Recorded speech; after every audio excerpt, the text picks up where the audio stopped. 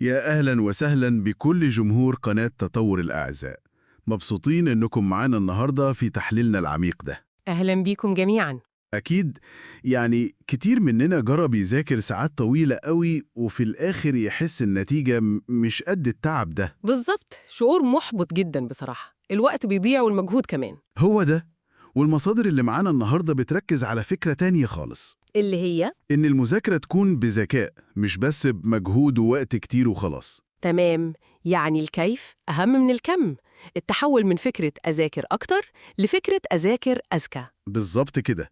والمصادر دي بتقدم لنا زي 5 خطوات بسيطة ممكن تغير طريقة المذاكرة دي تماماً. 5 خطوات.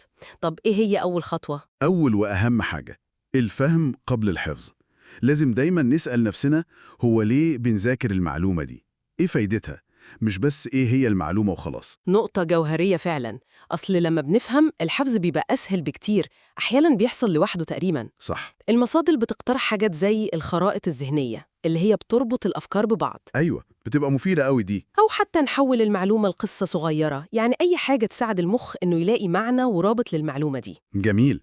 فهمنا المعلومة كويس. الخطوة التانية إيه بقى؟ تاني خطوة هي التخطيط والتنظيم. المذاكرة العشوائية دي اللي هو الواحد يفتح الكتاب ويشوف هيذاكر إيه النهاردة، دي غالباً مضيعة للوقت. دي بتحصل كتير. لازم يكون في خطة.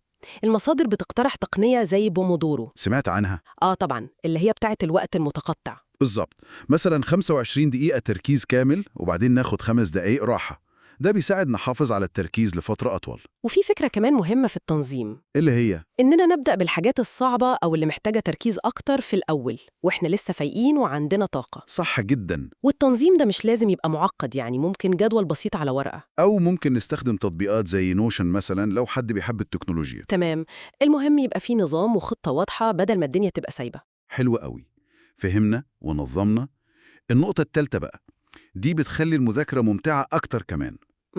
اللي هي التفاعل مع المادة؟ بالظبط.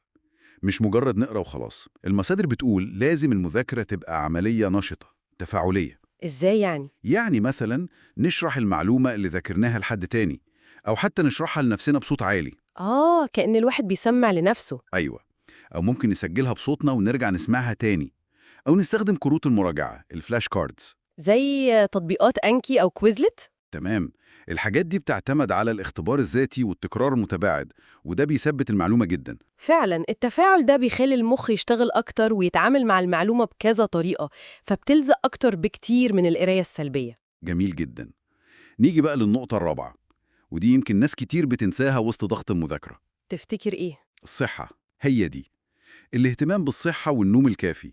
المصادر بتأكد إن المخ عشان يستقبل معلومة ويخزنها كويس لازم الجسم نفسه يكون مرتاح ومش مرهق. دي حقيقة ومحدش يقدر ينكرها، دي مش رفاهية خالص على فكرة. لا طبعا. الأكل الصحي، الحركة حتى لو بسيطة، وأوقات الراحة الفعلية اللي بنفصل فيها تماماً عن المذاكرة، كل ده جزء أساسي من المذاكرة الذكية. والنوم بالذات ليه دور كبير في تثبيت المعلومات. أكيد، العقل السليم في الجسم السليم، المقولة دي بتنطبق هنا 100%. يبقى كده الخلاصة واضحة جدا من اللي قلناه ده.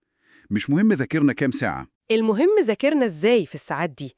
الجودة، الكيفية هي اللي بتفرق. المذاكرة بذكاء هي اللي بتجيب النتيجة اللي بنتمناها فعلا. وتطبيق الخطوات اللي اتكلمنا فيها، نفهم الأول، نخطط وننظم، نتفاعل مع المادة، ونهتم بصحتنا ونومنا، هو ده اللي بيعمل الفرق الحقيقي. لما طريقة المذاكرة نفسها بتتغير النتائج لازم تتغير للأحسن. بالظبط. طيب نقطة أخيرة كده نسيب جمهورنا العزيز يفكر فيها.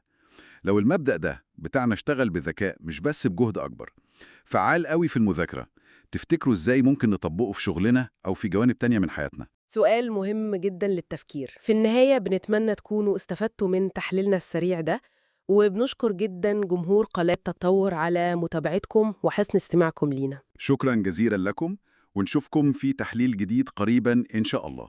لو وصلت للنقطة دي فأنت مش شخص عادي، أنت واحد من القلائل اللي بيدوروا على التطور الحقيقي. فاكر دايماً التغيير بيبدأ من قرار بسيط وأنت لسه واخده دلوقتي. ما تنساش تشترك وتسيب بصمتك في الكومنتات علشان الرحلة دي ماشية بينا سوا. استناني في الفيديو الجاي، وافتكر دايماً أنت مش لوحدك وأنت أقوى مما تتخيل.